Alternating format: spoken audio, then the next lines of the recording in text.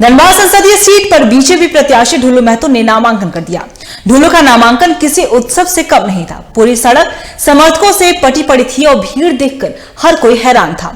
तस्वीरों से यह साफ हो गया कि धनबाद की राजनीति में ढुल्लू का करिश्मा और बड़ा हो गया है। धनबाद बीजेपी में अब ढुल्लू के नाम का सिक्का चल पड़ा है। चुनाव के पहले पड़ाव पर ही यह धमाका है ढुल्लू का। देखिए रिपोर्ट।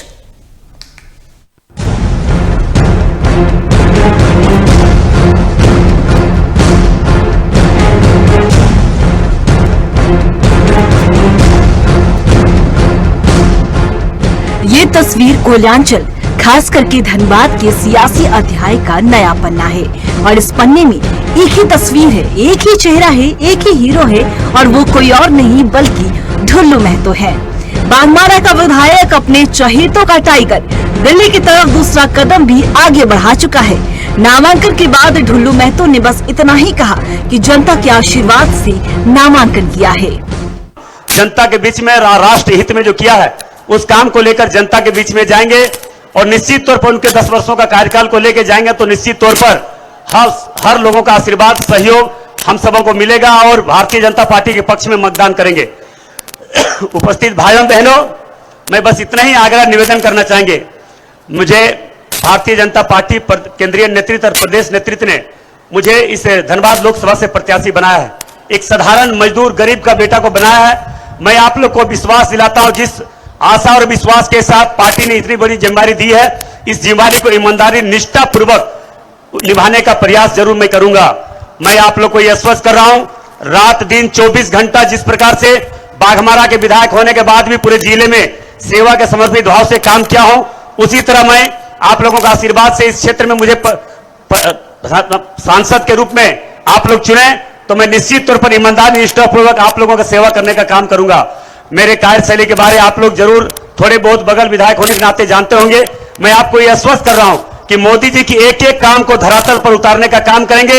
हमारे लोकप्रिय झारखंड के प्रथम मुख्यमंत्री और राज्य के जन जन के नेता बाबूलाल मरांडी जी के नेतृत्व में जिस प्रकार से आज उनके प्रदेश अध्यक्ष बनने के बाद पूरे झारखंड में एक आशा का किरण लोगों में, हर समाज, हर तबके, हर क्षेत्र के लोगों को जगा है, उस विश्वास को और मजबूत करने का काम हम जरूर करेंगे। भव्य, दिव्य, शानदार, जबरदस्त, अद्वितीय, अद्भुत जो भी कह ले, ढुल्लू के लिए उम्र जनसैलाब का उत्साह देकर हर शब्द छोटे हैं। नजारा किसी उत्सव से कम नहीं था। उत्साह को उत्सव बनाना ढुल्लू महतो की ही कारीगरी है। मामूली कद काठी वाला ये नेता हालातों को अपने मुताबिक ढालना चाहता है। यही वजह है कि आज तमाम विरोधों के बावजूद सब कुछ ढुल्लू के रास्ते में ढलता जा रहा है। एक जमाना पीएन सिंह का था, अब दौर ढुल्लू महतो का है। तस्वीरें ही यह सब कुछ बयां कर रही है। ये भीड़ देखकर कोई बोले भी तो क्या बोले। धनबाद में कभी किसी के नामांकन में ऐसा मजमा नहीं निकला। ढुल्लू से पहले कल तक जो नाम तैर रहे थे वो आज अपने पांव तले की जमीन देख रहे हैं। बाजी के साथ साथ पूरी बिसात बदल गई है। ताश के पत्ते किसी के हाथ में हो, चेहरा उस पर ढुल्लू का ही चस्पा हो गया है। ये धमाका रांची से दिल्ली तक पहुंची होगी। संदेश गया होगा कि दांव सही लगा है। फिलहाल धनबाद में चुनाव के मूड में आ गया है और आज की तस्वीर से ढुल्लू ने मूड बना भी दिया है और मूड बदल भी दिया।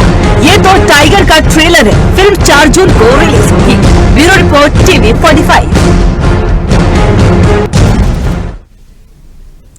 तो आपने देखा किस तरीके से बीजेपी प्रत्याशी ढुल्लू महतो के नामांकन में जनसैलाब उमड़ा है उनके समर्थकों का। इससे खबर पे और भी ज्यादा बातचीत करने के लिए हमारे सहयोगी प्रकाश कुमार हमारे साथ बने हुए हैं, उनका रुख करेंगे।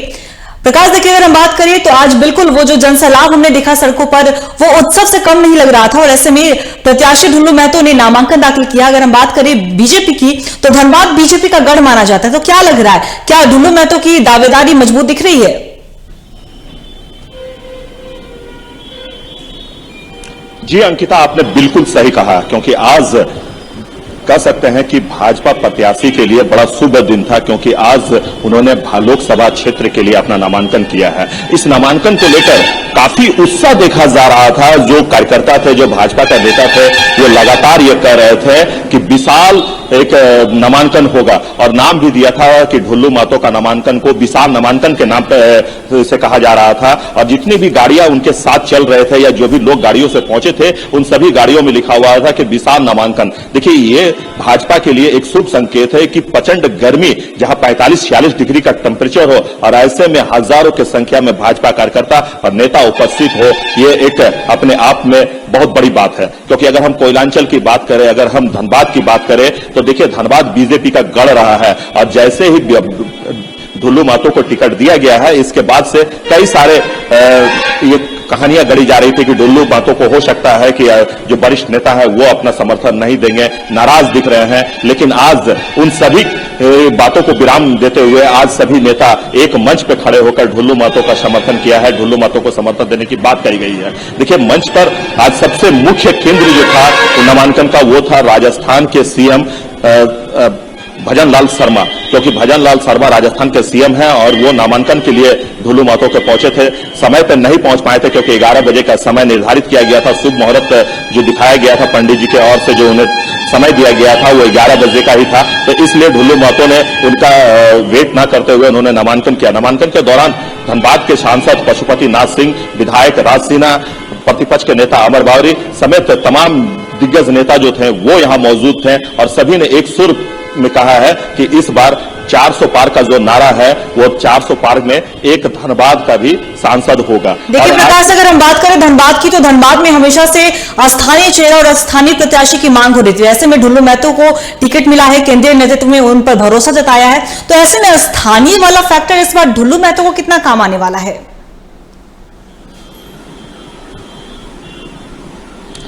देखिए, बिल्कुल आपने सही कहा है कि जिस प्रकार से कई सारे नारे अभी चल रहे हैं, कई सारे आरोप प्रत्यारोप का दौर जो है वो कांग्रेस के तरफ से भी लगाए जा रहे हैं, बीजेपी के ओर से भी लगाए जा रहे हैं। आज हमने ढुल्लू महतो से ये बात करने का भी प्रयास किया कि ये कहा जा रहा है कि ढुल्लू महतो के द्वारा बाहरी भीतरी का जो नारा है वो बुलंद किया जा रहा है। एक महिला की तरफ से आप पे लगातार आरोप लगाए जा रहे हैं कि आप पे इतने सारे मामले दर्ज है, तो उन्होंने कहा कि देखिए, हम महिला का सम्मान करते हैं और महिला के द्वारा जो भी बात कही गई है, जो महिला प्रत्याशी है उनके तरफ से जो भी बात कही गई है, हम उस बात पर किसी भी प्रकार की अपनी प्रतिक्रिया नहीं देंगे। लेकिन उन्होंने इतना जरूर कह दिया है कि धनबाद में इस बार भी बीजेपी के ही झंडा जो है, तिरंगा झंडा जो है वो कमल जो है खिलने वाला है। क्योंकि लगातार ये कहा जा रहा था कि बीजेपी का गढ़ माना जाता है धनबाद, और धनबाद लोकसभा सीट से ढुल्लू महतो को टिकट दिए जाने के बाद भाजपा कार्यकर्ताओं में काफी उत्साह और उमंग देखा जा रहा था। देखिए, इतने प्रचंड गर्मी में इतना टेम्परेचर होने के बावजूद भी आप देख सकते हैं कि चारों तरफ है जो सड़कें हैं वो सिर्फ भगवा मय ही नजर आ रहा था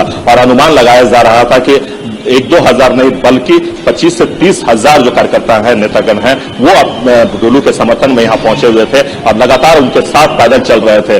जहां लोग 2 कदम नहीं चल पा रहे थे, उस जगह से सीधे 3.5 किलोमीटर का जो पैदल मार्च जो ढुल्लू महतो की ओर से किया गया, जिसमें तमाम कार्यकर्ता उपस्थित रहे, तमाम नेता चलते रहे साथ में उनके, और हौसलाओं में कहीं कमी नहीं आई है। और इसे देखकर यह कहा जा सकता है कि जो बीजेपी के ओर से 2019 का रिकॉर्ड था, कहीं वो रिकॉर्ड तो इस बार टूटेगा नहीं, ऐसा ही कुछ सवाल लोग पूछ रहे हैं। क्योंकि लगातार मन से भी ये कहा जा रहा था, अगर हम आजसू सुप्रीमो सुदेश महतो की बात करें तो उन्होंने कहा कि हमारा प्रत्याशी जो है वो गिरिडीह से भी लड़ रहा है, चंद्र प्रकाश चौधरी, लेकिन हम धनबाद को नंबर 1 के स्थान पर रखते हैं। क्योंकि जिस प्रकार से यहाँ जीत मिलती है, जितने मार्जिन से यहाँ जीत मिलती है, उससे भी इस बार पार करने का उन्होंने नारा दिया है और ये कहा है कि आप 400 पार का जो प्रधानमंत्री का नारा है उसे आप पार करें। क्योंकि अगर आप 400 पार का नारा अगर आप लगाते हैं तो 400 पार में ढुल्लू महतो भी उस नारे में जुड़ जाते हैं। तो ढुल्लू महतो का हाथों को मजबूत करें, उन्हें विजय बनाएं और इस पूरे कार्यक्रम के दौरान, इस पूरे नामांकन के दौरान हमारे कई सारे हमारे सहयोगी जो है विकास और साक्षी, वो लगातार ग्राउंड रिपोर्टिंग करते रहे, लोगों के बारे में लोगों से जानने का प्रयास किया कि क्या कुछ कहना है ढुल्लू महतो के बारे में, क्या कुछ कहना है नामांकन के बारे में। तो आइए हम साक्षी पांडे से बात करते हैं और जानते हैं कि क्या कुछ कहना है। साक्षी, आप लगातार यहाँ कवरेज कर रहे थे, ग्राउंड जीरो पर आप रहकर लोगों से बातचीत कर रहे थे, लेकिन सबसे बड़ी समस्या ये थी कि जो जिला प्रशासन की तरफ से रूट तैयार किया गया था, मैप जो तैयार किया गया था, उस रूट पे पूरी तरह से पानी फिरता दिखा। जाम की स्थिति ये थी कि अभी भी सड़कों पर गाड़ियां खड़ी है, अभी भी रोड क्लियर नहीं हो पाया। क्या कहेंगे? जी प्रकाश जी, आपने बिल्कुल सही कहा। मैं अपने दर्शकों को भी ये बता दूं कि धारा 144 लागू थी 100 मीटर तक, लेकिन उसके बावजूद जो समर्थक थे, जो लोग थे, उनके अंदर इतना उत्साह था, इतना जुनून था कि वो कोई नियम कानून को नहीं मान रहे थे। और आपने खुद ने एयरपोर्ट पर वो तस्वीरें देखी, हम उस वक्त वहीं पे मौजूद थे जब ढुल्लू महतो ने अपने कार्यकर्ताओं से, अपने लोगों से बोला कि आप लोग नियम कानून को फॉलो करिए और जो प्रशासन है उनकी मदद करिए, क्योंकि लोग जो जनसैलाब तो वो उनके साथ एयरपोर्ट में घुसता नजर आया था। बिना वहां पे प्रशासन को मतलब दौड़ना पड़ रहा था। मैंने देखा कि बड़े बड़े आला अधिकारी जो थे वो वहां पे दौड़ते नजर आ रहे थे। तो जो जनसैलाब था उनके अंदर वो एक जुनून था कि उनके नेता का आज नामांकन है, तो वो जो जुनून था वो लोगों में दिख रहा था। लेकिन नियम कानून को भी कहीं ना कहीं मानना चाहिए था, मुझे लगता है ऐसा।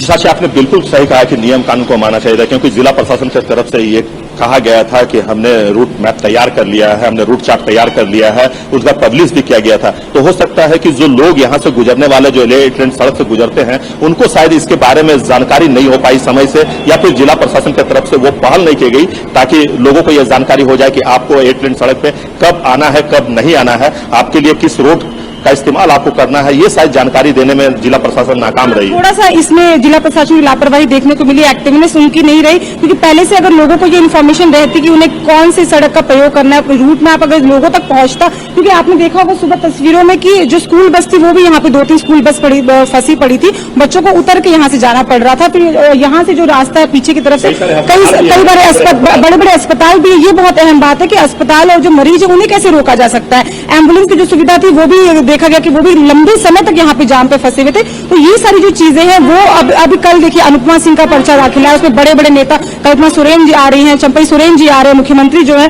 तो कल से अभी से प्रशासन को इसको लेकर सजग रहना पड़ेगा, तभी कल जो आज जो तस्वीरें देखने को मिली वो कल हमें नहीं। प्रकाश देखिए, ये तो बात थी नामांकन की, और नामांकन में जिस तरीके से जनसैलाब उमड़ा तो कह सकते हैं कि वो उत्साह था ढुल्लू महतो के नेतृत्व का। लेकिन अगर हम दूसरी तरफ अगर हम बात करें प्रकाश, तो धनबाद से कांग्रेस की तरफ से प्रत्याशी अनुपमा सिंह इस बार ढुल्लू महतो के खिलाफ मैदान में उतरी है। लेकिन अगर दूसरी तरफ अगर हम नजर डालें तो अनुपमा सिंह का कहीं ना कहीं विरोध जोरदार तरीके से हमने देखा कि हो रहा था। ऐसे में जिस तरीके से कांग्रेस के अंदर कल की खबरें निकलकर सामने आई, तो क्या लग रहा है, क्या ढुल्लू महतो को इसका भी फायदा होता हुआ नजर आ रहा है या मिल सकता है उनको फायदा? जी बिल्कुल, ढुल्लू महतो को इसका फायदा मिल सकता है और आज ये मंच पे देखने को भी मिला। देखिए, इंटक के बड़े नेता जो हैं वो कांग्रेस से इस्तीफा दे चुके थे, ललन चौबे, जो आज बीजेपी का दामन मंच से ही उन्होंने थाम लिया है। तो देखिए, बीजेपी की तरफ से ये कहा गया है कि जो भी कांग्रेस से नाराज हैं या कांग्रेस से छोड़कर जा रहे हैं वो बीजेपी में शामिल हो रहा है, और ये आज देखने को भी मिला। भरे मंच पे आज उन्होंने भाजपा का सदस्यता ग्रहण किया। आज उन्होंने कहा कि हम आज से बीजेपी के साथ है। देखिए, उन्होंने अपना पूरा जीवन कांग्रेस के साथ, कांग्रेस पार्टी के साथ कदम से कदम मिलाकर चलने में विश्वास रखा है। पूरी जीवन जो है वो कांग्रेस को दे चुका है, लेकिन अब वो कांग्रेस का दामन छोड़ चुके हैं और अब बीजेपी में शामिल हो चुके हैं। तो देखिए, जो भी कांग्रेस से नाराज हैं वो बीजेपी में जा रहे हैं, तो कहीं ना कहीं इससे ढुल्लू महतो को फायदा तो जरूर पहुंचेगा। लेकिन जो कांग्रेस प्रत्याशी है उनका कहना है कि देखिए, हमें ऐसे लोगों की जरूरत नहीं है जो लोग बीच मझधार में हमें छोड़ के चले जा रहे हैं। हमें ऐसे लोगों की जरूरत है जो लगातार हमारे सुख दुख में बने रहते हैं, हमारे साथ चलने के लिए जो तैयार है। हम ऐसे लोगों की हमें जरूरत है। तो मुकाबला बड़ा कड़ा होने वाला है और कहा जा रहा है कि धनबाद में कांग्रेस और बीजेपी के बीच ही मुकाबला है, क्योंकि मार्क्सिस्ट भी अपनी ताल ठोक रही है। मार्क्सिस्ट के और प्रत्याशी भी कल नामांकन करेंगे। तो मार्क्सिस्ट की तरफ से यह कहा जा रहा है, लगातार कहा जा रहा है कि हम त्रिकोणीय मुकाबला होगा ये। लेकिन ऐसा माना जा रहा है, ऐसा देखने को भी मिल रहा है कि धनबाद में त्रिकोणीय नहीं बल्कि। जी प्रकाश, आपका बहुत बहुत शुक्रिया तमाम जानकारी के लिए। साथ ही साथ हमारी संवाददाता साक्षी को भी बहुत बहुत शुक्रिया तमाम जानकारी साझा करने के लिए। तो बता दें आपको कि धनबाद से लोकसभा सीट के लिए बीजेपी के प्रत्याशी ढुल्लू महतो ने नामांकन दाखिल किया। इस नामांकन में कहने के ढुल्लू महतो का जीत का दम हमें देखने को मिला। एक मंच पर तमाम बीजेपी के नेता मंच पर नजर आए और एक सुर में उन्होंने ढुल्लू महतो की जीत का दावा किया। दूसरी तरफ अगर बात करें हम, तो बीजेपी का गढ़ माना जाता है धनबाद, और ऐसे में ढुल्लू महतो के नामांकन में इतना जनसैलाब उमड़ा। कहा जा रहा है कि ये बस ट्रेलर है, 4 जून को इसका पिक्चर देखने को मिलेगा। तो अभी देखने वाली बात हुई कि ढुल्लू महतो बाजी मार पाते हैं या फिर नहीं।